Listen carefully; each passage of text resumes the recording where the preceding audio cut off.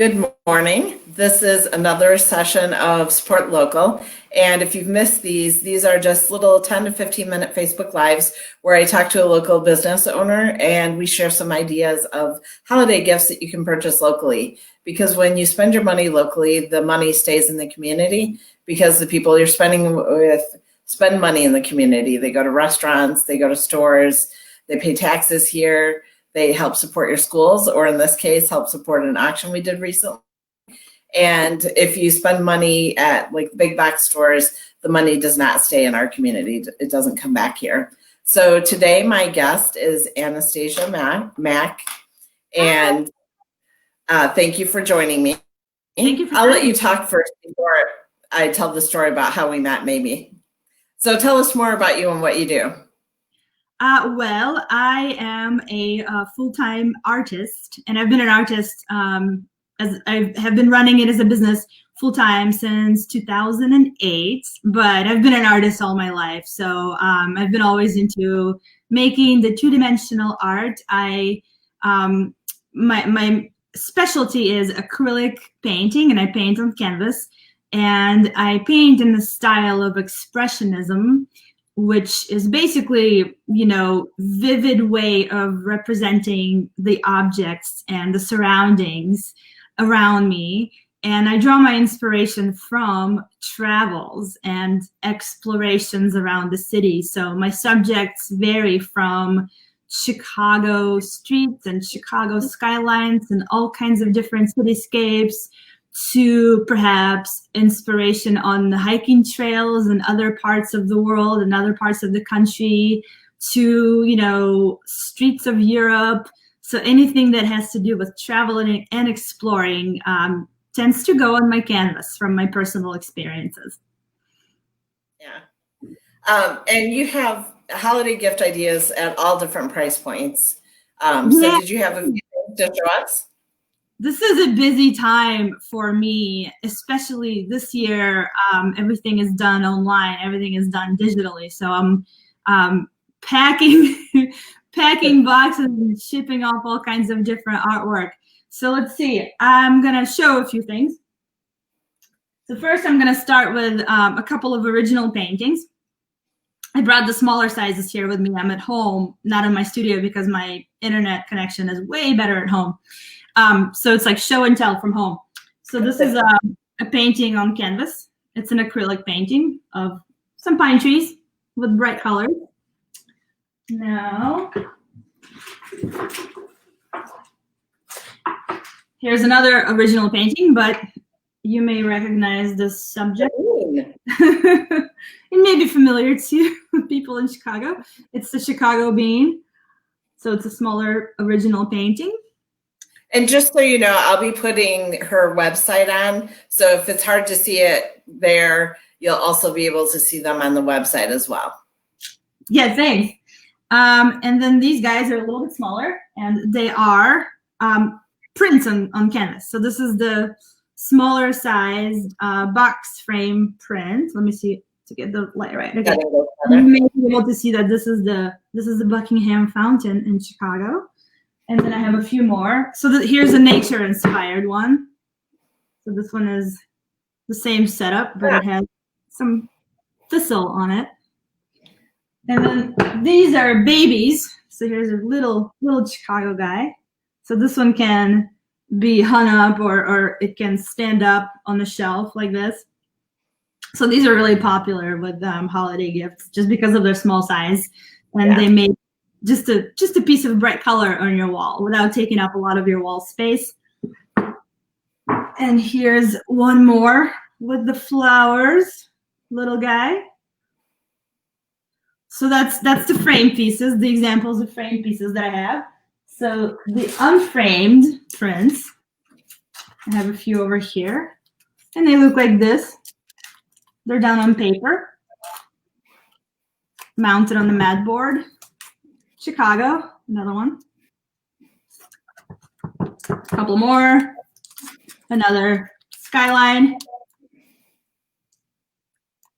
And last but not least, the L train. Yeah. So So those are different kinds of gift items that are artwork that can be displayed on the wall as art. But then I also have little things like, this is my big seller this year because I only have it this year. I only did it for 2020, which is the year of quarantine, as we all know. Yep. So there are 1,000 puzzles. So I have these in limited editions. I have 4 images, and basically they look like this on the inside. 1,000 of little pieces, and they're gonna keep you busy for a long time if you're gonna try to assemble one. And the images I have, they have different levels of complexity. Some are harder, some are easier. Here's another one. And the puzzles, when they're assembled, they're sized 20 by 28. And the last one, of course, and this is Chicago. This one is like the first one to almost sell out. So I only have maybe 10 or 11 more of this one available, and that's it. Once it's gone, it's gone. So if you want that, get it right away. Yeah, don't wait for that one. And then the very last item I'll show you is the coasters. And that's a great gift item too, because, coasters, like everybody always needs more because we always have like something happens to them. We'd lose them, we give them away. Something always happens with coasters. We never have enough. At least that's the case in my house, even though I produce these. So here are the coasters, and they come in sets of 4. So I have. So the bean. 4 different, yes. This is the bean. This is the Chicago Theater. And this is the rest of them in a set. So here's one more, and here's one more. And then I have 4 different sets available with 4 images. Like, so this one. Wrigley Field. So the Cubs. Yeah, the Blackhawks. And then, we have Bulls and Soldier Field. So, yeah. So these are the types of things that I sell that tend to be popular around the holidays. And coasters are cool. My studio is located in Ravenswood neighborhood. It's basically just my workspace. Of course, I have had a lot of customers picking up items from me this season, though, if they don't want it to get shipped, if they live really close, they do a pickup in person. It's not a storefront, but it is just my big workspace. And on a normal year, I do an open studio around the holidays. Of course, this year it's not the same because you can have a lively wine drinking, gathering. So on a normal year, it's pretty lively in December when I have my open studio weekend. So this year, I just have customers that are doing pickups from my studio. And on a normal year, again, not this year, but I do a lot of art festivals around in the city of Chicago and in the suburbs and around Midwest and different cities as well. So this year, no shows. Yeah. And I have your website right there. So if people want to look up exactly where your studio is, they can look there and see all of the other different options that you have. I know one of my friends loves the picture of the trees in Hawaii that you've done. So that's a hot one. Cool. Yeah, new one. And I just have to share this story. So Anastasia has actually been in our life for a long time. When Nate and Zoe were 5 years old, we went to an art fair at Art in the Barn. So that was, I guess, before you were a full-time artist. And I think it was around the time when I started doing it full-time. If it was like 2008, that's when I started. If it was 2007, maybe it was right before, yeah. It was even earlier, I think, possibly. Okay. And we met you, and then they had a little area where the kids could paint. And I noticed that Nate's painting was very influenced by your work. So he brought it back. He wanted to show it to you. You were the first, well, I guess there was the woman in Paris that he kissed, but you were one of the first people that I really noticed he had a crush on. And part of it was at like 5 years old, he was looking around all of the prices seemed very expensive to him at 5 years old. So he was thinking, here's an attractive, intelligent, rich woman. Like, it's the perfect woman for me.